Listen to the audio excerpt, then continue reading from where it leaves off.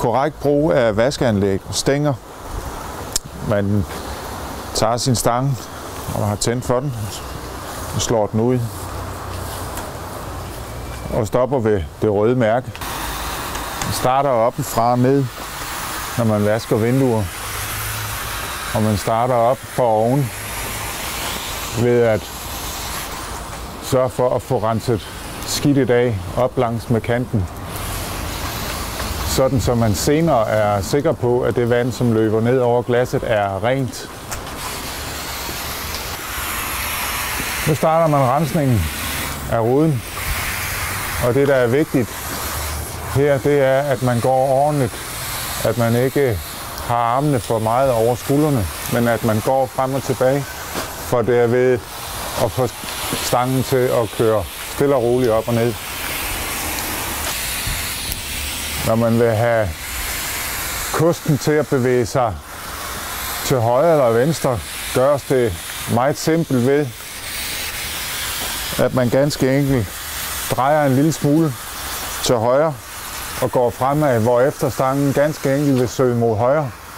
Og lige så, hvis man vil til venstre, så drejer man stangen en lille smule til venstre, og så søger den helt selv mod venstre.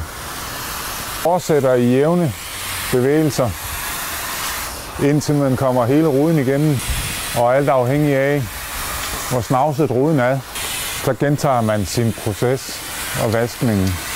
Efter endt afvaskning, så søger man mod toppen igen, for så at være sikker på at få skyllet alt det skidt ned. Det foregår ved, at man stille og roligt trykker på stangen, samtidig med, at man bevæger den sidelæns. Jo højere man er op, jo længere tids forsinkning er der på stangen. Så man skal altså ikke bare mase på, men et let tryk, og så kommer stangen ned.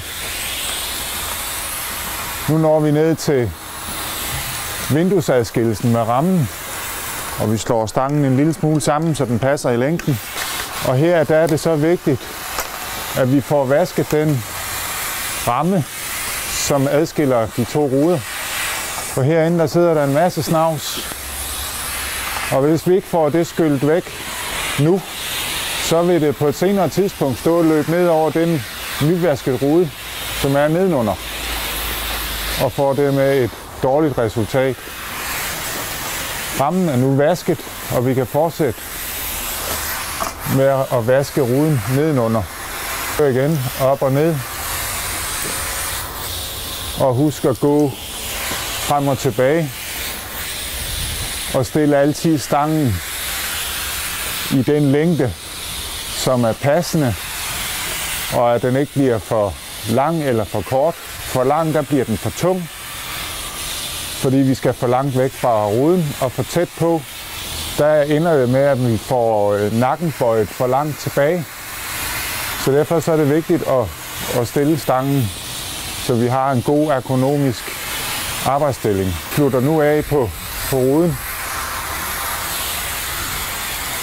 Læg mærke til, hvordan vandet løber ned over glasset, og så simpelthen får skyllet det skidt væk, som vi nu har løsnet. Når man for eksempel som her når ned til en facadeplade, så lad være at stille kosten og kostehårene op af sådan en plade som den der, for så næste gang at gå op på det efterfølgende vindue. Det resulterer i, at vi trækker skidt med op i kostehårene, og det lægger sig af op på glasset med risiko for, at den næste rude så vil få pletter og skidt på. Ved færdig arbejde lukker vi af på